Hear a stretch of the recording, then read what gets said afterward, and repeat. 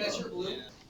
All right, so remember what we left off with yesterday. Well, I just want to show you how to use this. I think what I'll do for you is we'll take a look at the mean value theorem. I won't do the second fundamental theorem today.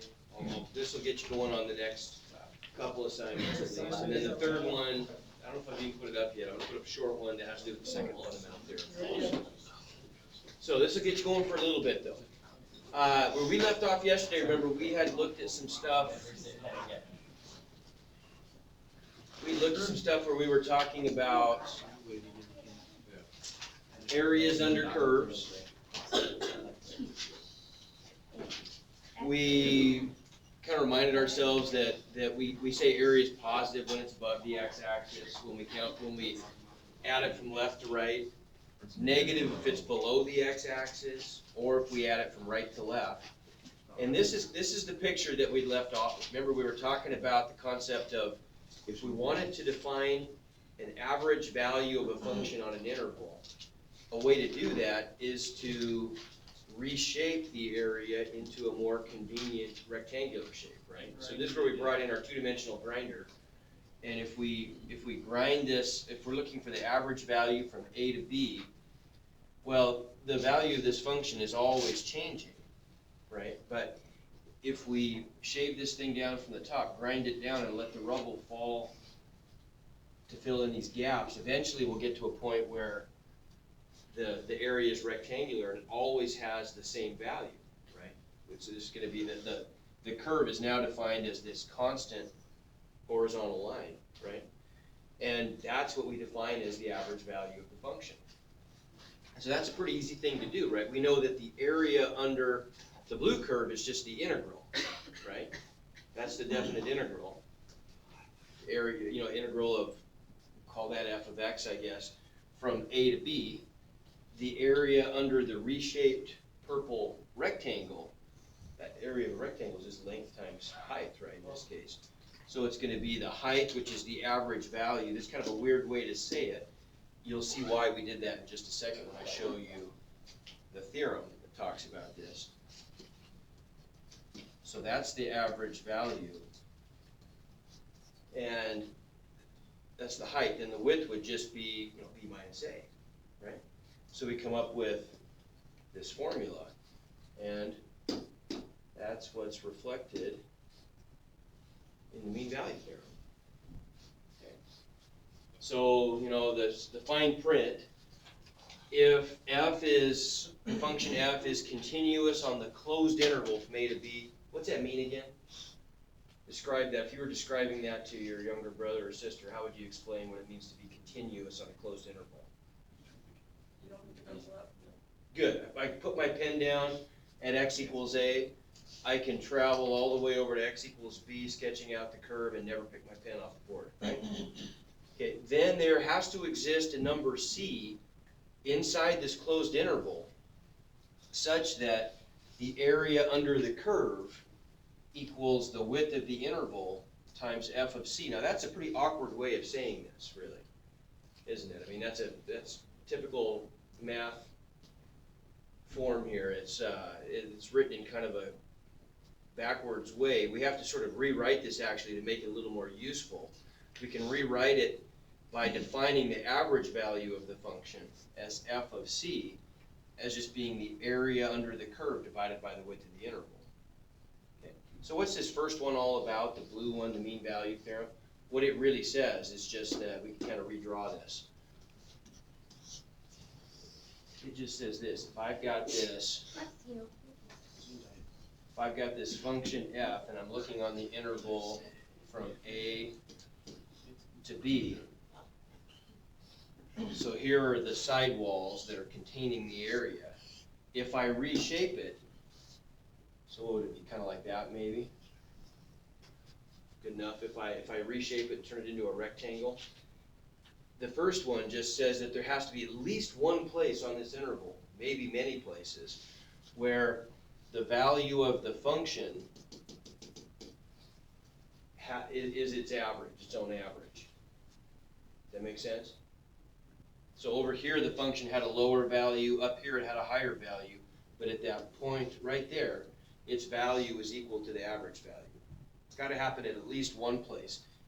In this sketch right here, it happens at 2 places. We can call that C1 and that C2. Okay. Sometimes we want to know that stuff. We want to know where does the function have its average value. But most of the time, all we really care about is just what is the average value. And typically, that's a more important question for us.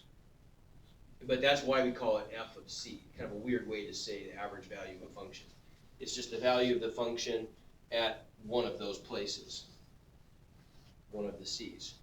Okay, so what kind of question are you going to get that, you know, kind of a math question is asked based on this? I think it helps sometimes just do a question, just to work through something. You can see. No. Do you want me to go back? Yes, please. There you go. This is all out of the book.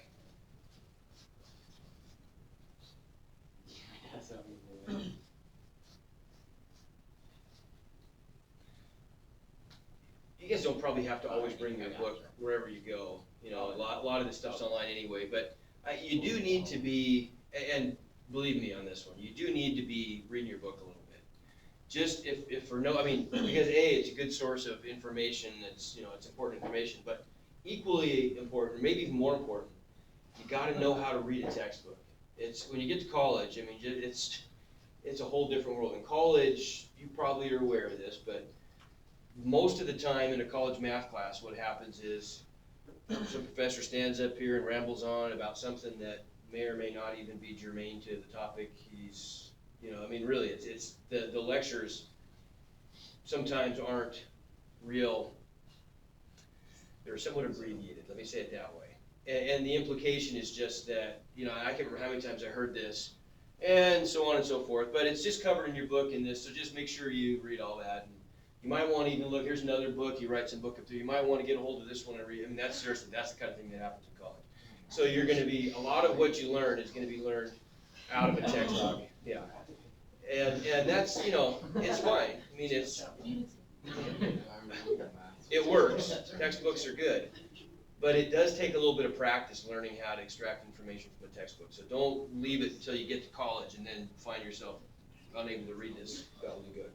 So make sure you are looking at that textbook, just, you know, at least to get a little, you need to know how to read those things a little bit.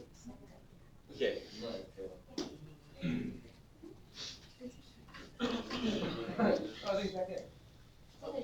Okay, so.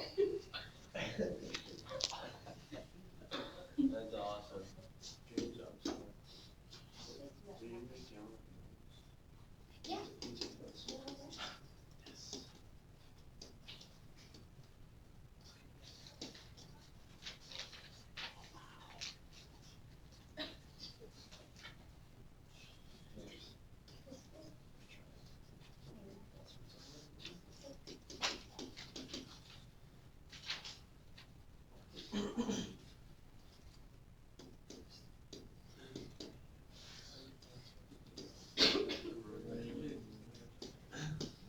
Okay, so there's an example of a mean value theorem problem.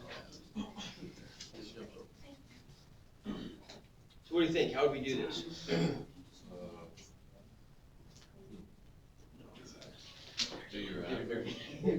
Yeah, good. We have to just set up the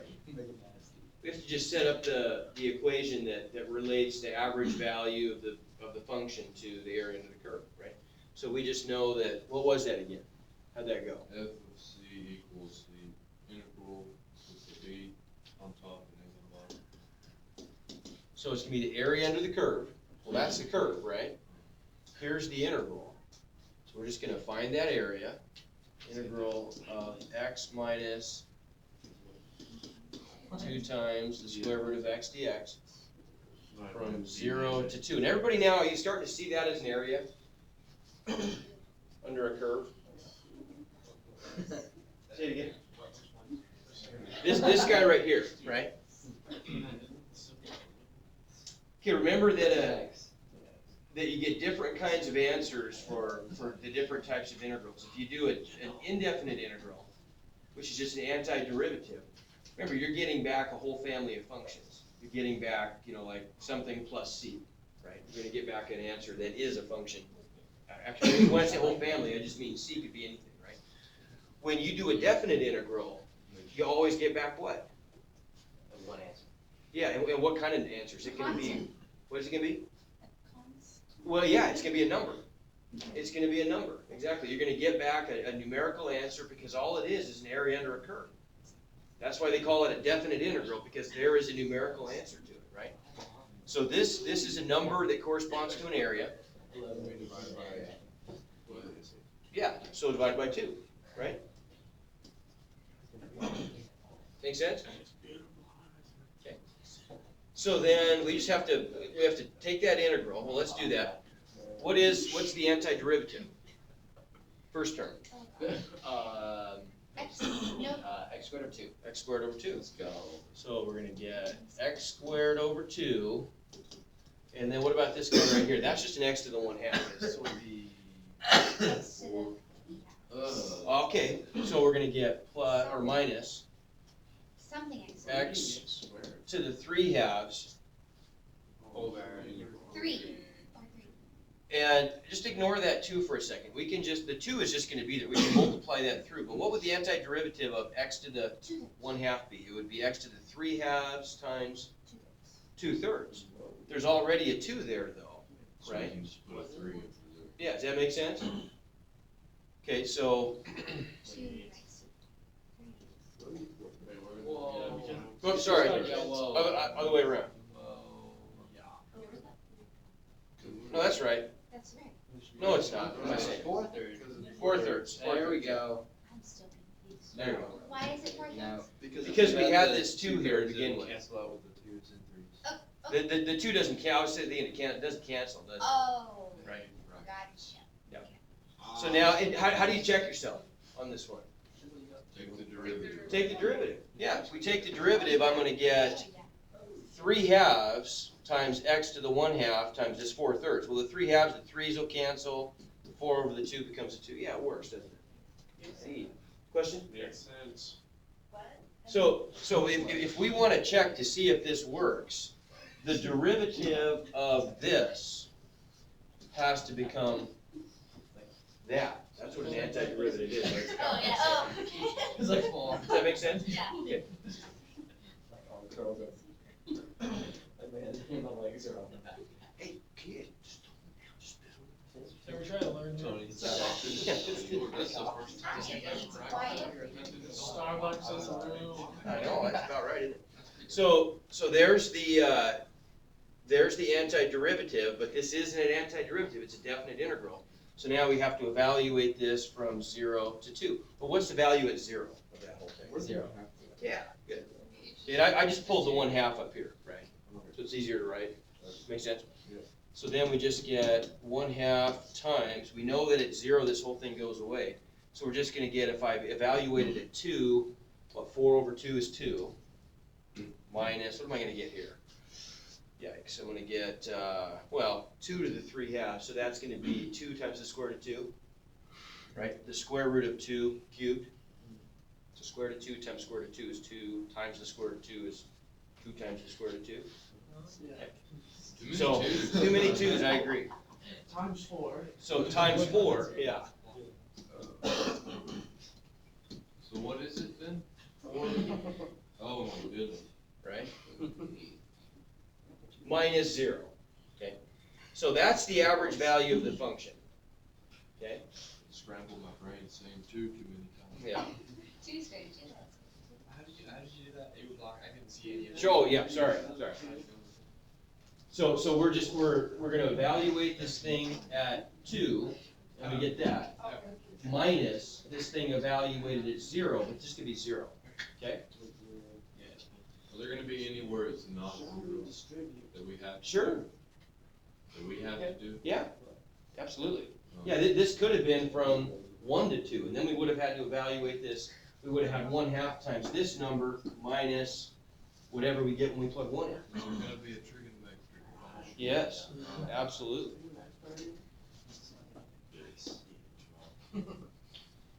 Okay, so then we end up with, whoops. Can we simplify that? Yeah, let's go ahead and distribute the 1/2.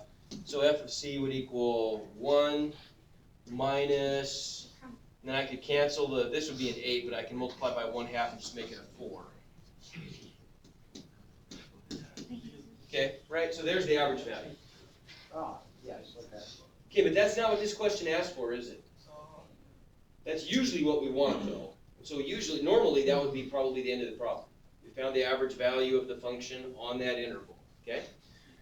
But it's not asking for that, it actually wants to know what are the values of c guaranteed by the mean value theorem. So where does the function have its own average value? So how would we find that? We're done with the calculus now. Now what would we do if I want to find those values of c? Well, How do I find out where a function has a certain value? plug it in. Well, no. If I plug a value into a function, then I'm finding out, Evaluate it at that. I'm evaluating it at that value. I want to know where it has a certain y value this time. I'll be more specific. Set it equal. Good. Set it equal to that, right? I want to ask the question, when is y, which is just f of x, equal to that, right? So we'll set our function, which is x minus 2 times the square root of x equal to that, and so on. Right? Okay? Make sense? Now, that's not a very fun problem to do, probably, but that's the topic of the moment. So, Okay. minus 2 square root, you just divide that. Okay, yeah, so now, I don't, you guys can decide if you want to finish this up, but let's, at the very least, we need to determine what's our strategy going to be here for solving this. This is not a calculus issue, this is an analysis issue, right? Yeah. But how do we solve an equation like that? Now, I'll give you one small hint. That's probably what makes this more complicated. So what did you say it again? Okay, you're going to square both sides, but what do you have to do first? I say we just finish it out. Isolated maybe? Okay, let's finish it out. You get x on You one have to side, isolate that.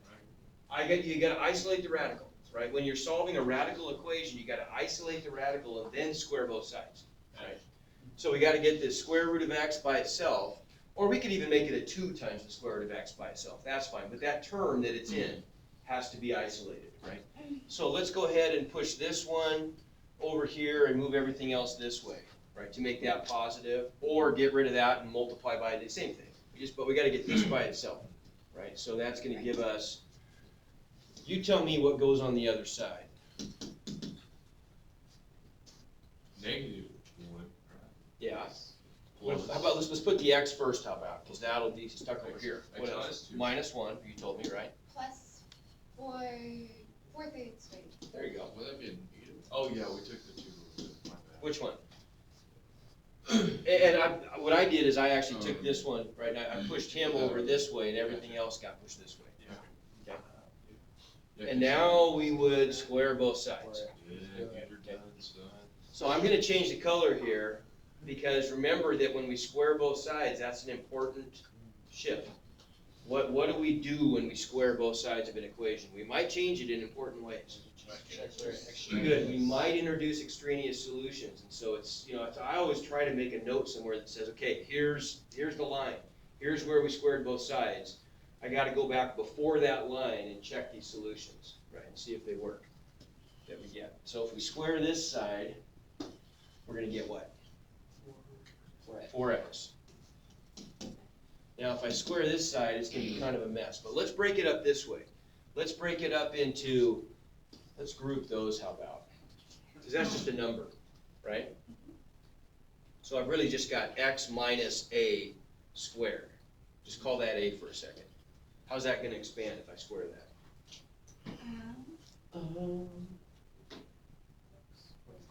X squared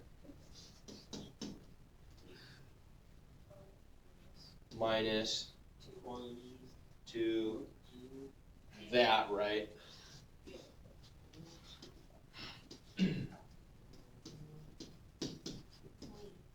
X plus that squared.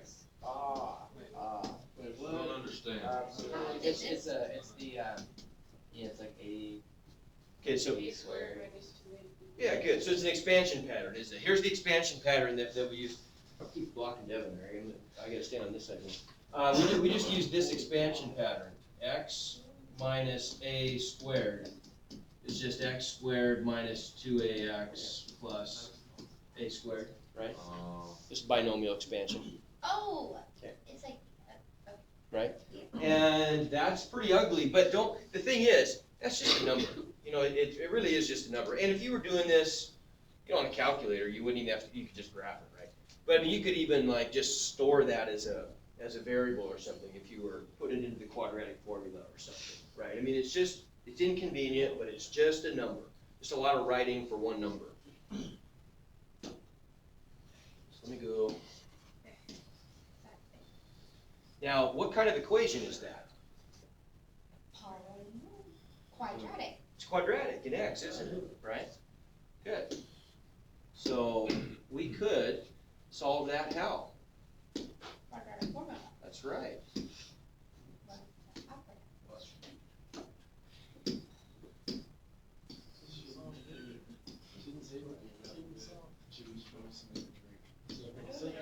Okay, so if we're going to solve that with quadratic formula, though, what do we have to do first? What do we have to do?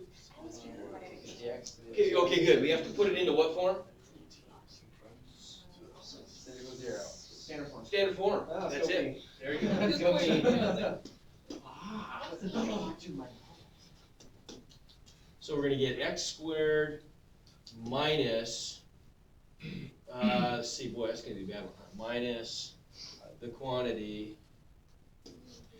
What am I going to get if I subtract 4x from all that stuff, right? What's that going to be?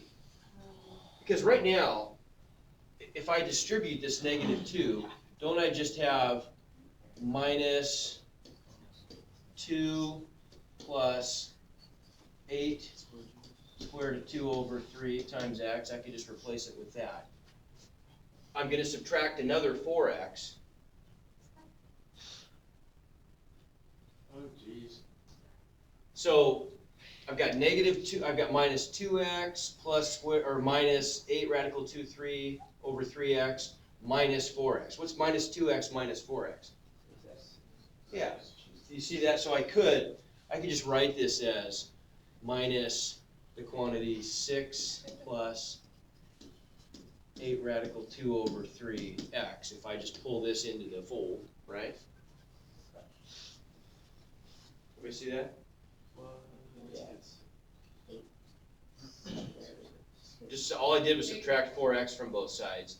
So now I ended up, instead of having minus 2x, I've now got minus 6x over here. Say it again. Right, because I pulled this over to this side to put it in the standard form.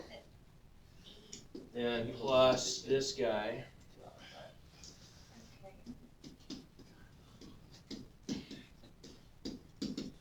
Okay, now, I mean, we don't have to go through this last part because this is just kind of painful here, but how would we solve this then?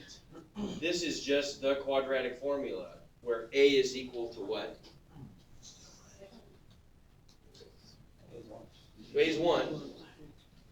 B is equal to negative that, right? Yeah. And C equals that, right?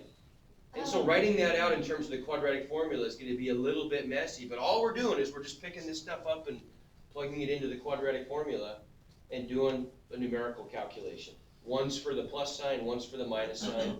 Got to check both solutions, right? Say what let's do to make it a little bit easier. How about if we just round these to decimals? How's that sound? So we could make this is roughly equal to x squared. What is that? Let's just take it out to like 4 decimal places. Understand though that when we do this, when we start using decimals in a formula, does that make you a little uncomfortable? Yeah. Because we're going to start accumulating rounding errors then, right? I mean, if we want to get an exact answer, we'd have to go through the hassle of just putting that whole thing in for me. 3.7712. Yeah. Okay, what about this guy? Remember, square it. 32. Oh, wait, so you have to add 6 to that. Plus So that's one. gonna be- That one you have to add 6 to it. Say it again. That one I just said, you have to add 6 I to didn't know it. what you were saying. Where's the 6? You have to add the 6. Oh, There's gotcha. that. Okay, so what is that gonna be? Oh, so it's gonna be minus 9. I got you, yeah. I got you. Drop the 6. Put it at 3236. Okay, what about this one?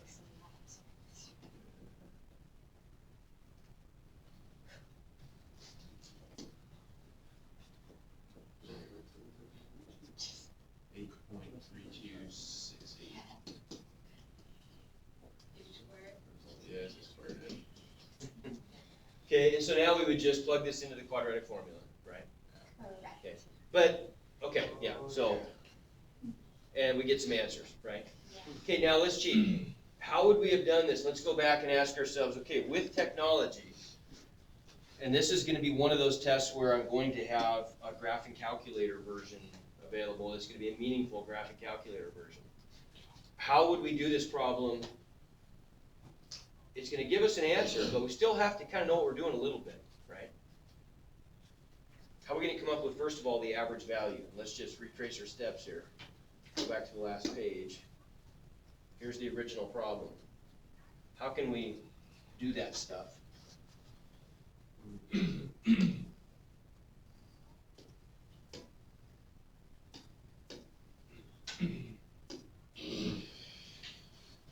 So there's the problem. Okay, we could graph it, couldn't we? We could do it graphically, or we could even do it non-graphically. Let's do it graphically first. So if I want to find, I need to find the average value, agreed? Okay, so what's the average value here? Well, there it is, right? So I got to do that. I've got to take that integral on the calculator. Where do I go to do that? So walk me through this. Graph. Okay, I'm on graph, so I got to go there, right? Y equals. Okay. So I'm going to graph that function, right? And then next we'll do it non-graphically. We can actually put the integral. So we're gonna have x minus 2 times square root of x, right? There's our function. We want to look at the area under that curve. Okay, right, but then we're gonna we're gonna find. We can't put the well. I guess we actually could, but that's getting kind of tricky. We got to find the area first, technically, to follow this pattern, and then divide by 2. See what I'm saying? Because this part right here, make sure that makes sense to everybody. This part right here,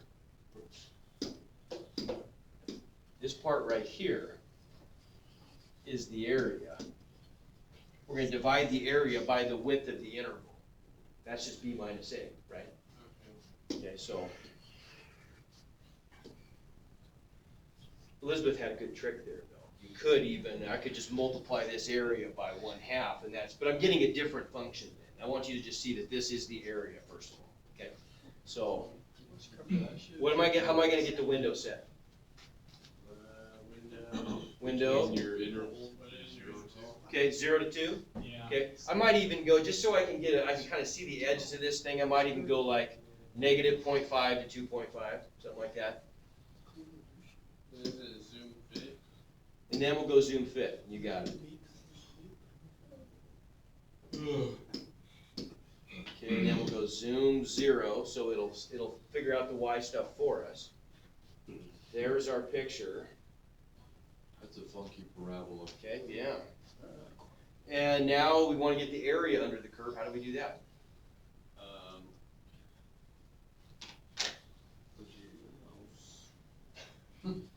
Trace or whatever. So we go second calc, The zeros. 7.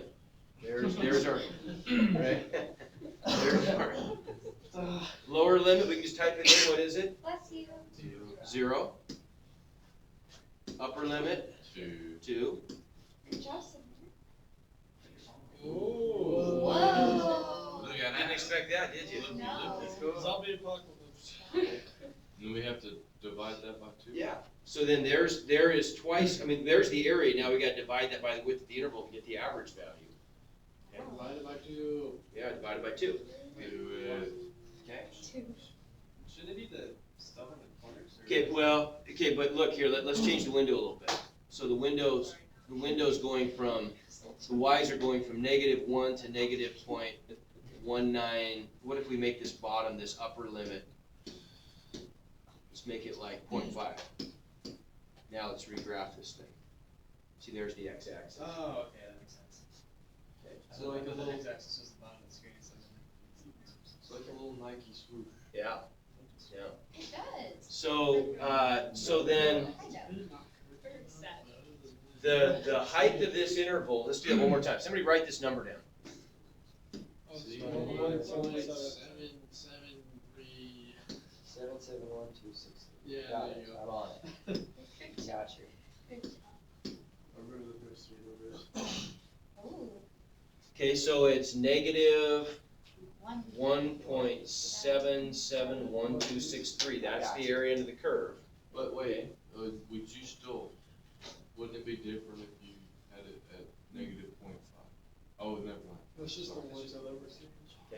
So now let's graph a line that shows the average value. How about it?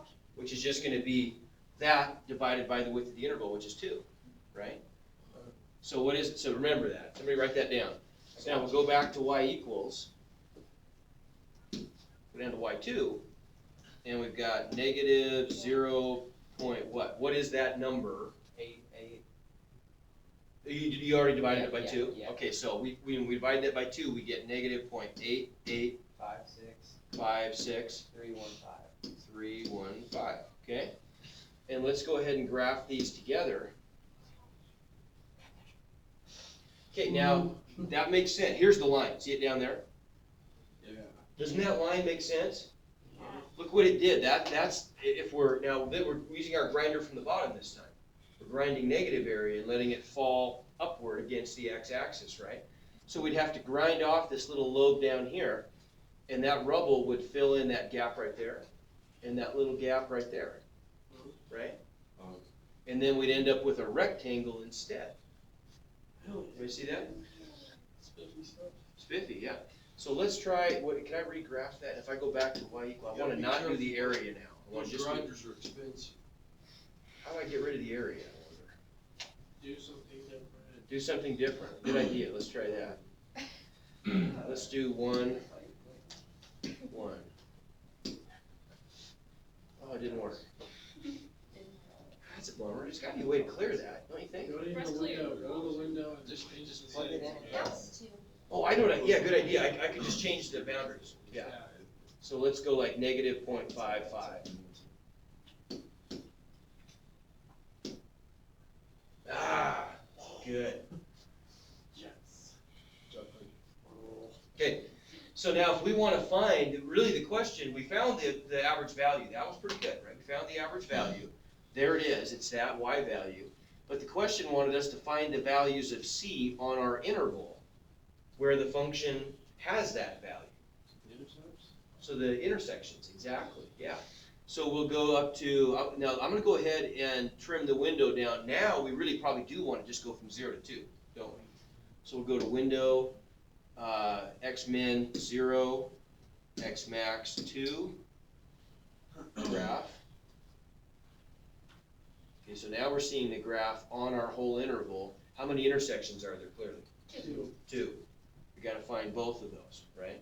And so we'll just go second, calc, intersect.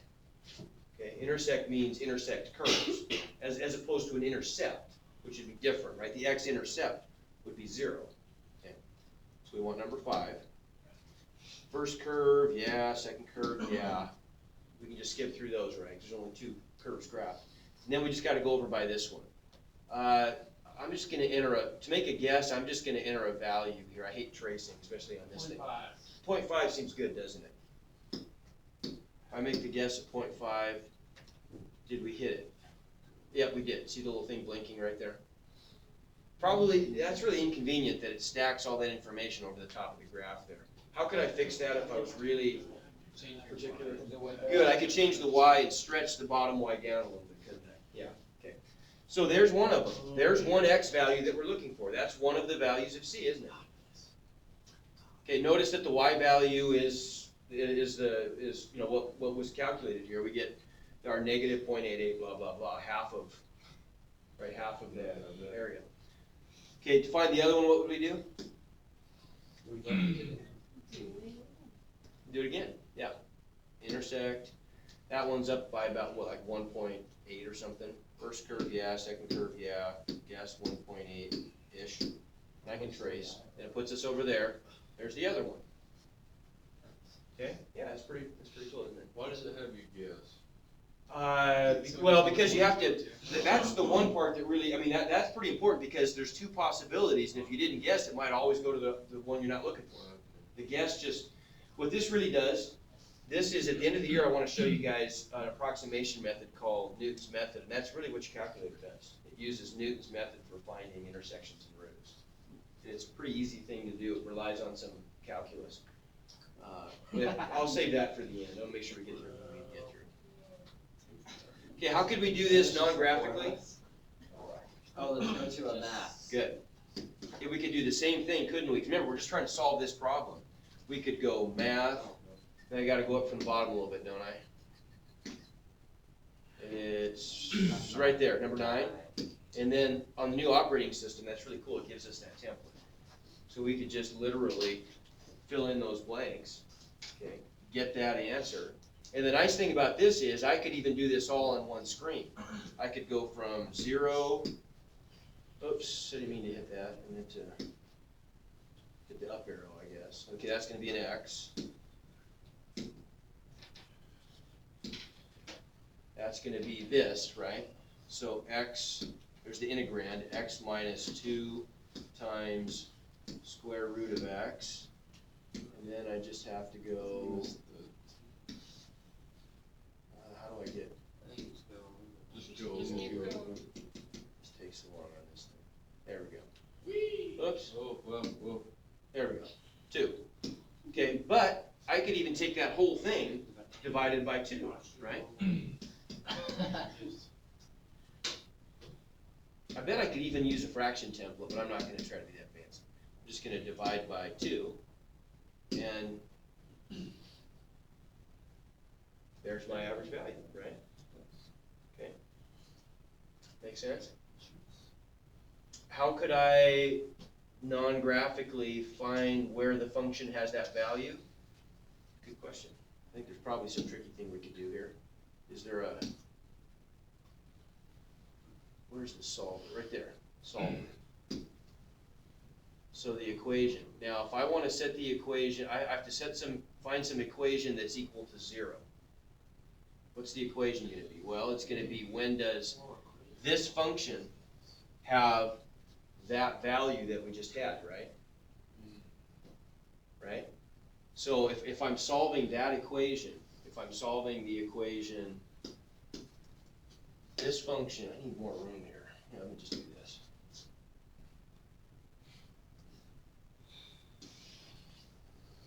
Just gonna erase some of this stuff. So here's my equation. I've got this function equals negative 0.88, blah, blah, blah. What do I have to do to write that in the form 0 equals something? I just add to the other side, right? So I'd get x minus 2 radical x plus 0.88, blah, blah, blah, equals 0, right? Let's just try this. I haven't really messed with this solver, but this should work.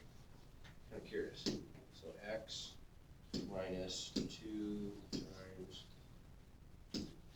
square root x plus, what was that number again? Tony, you have that? No, I didn't write that down. Oh, those the parentheses.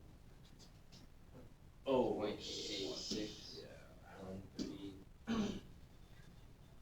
What was it? What was it again?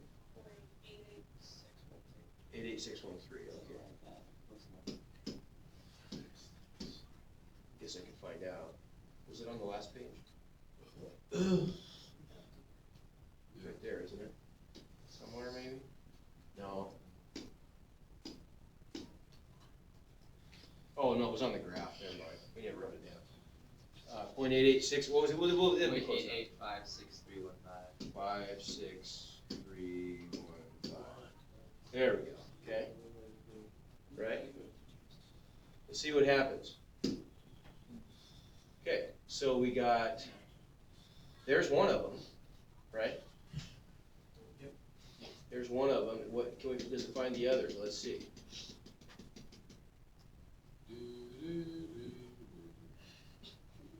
Take a while. Boy, it takes it way out there, doesn't it? I think you're done for that one. I think you're right.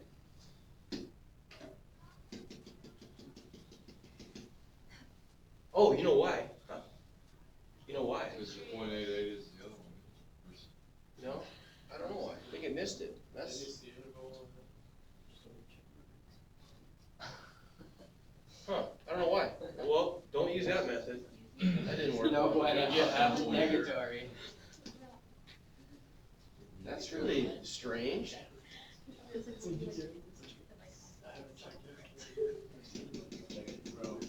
Man, Texas Instruments, your solver sucks.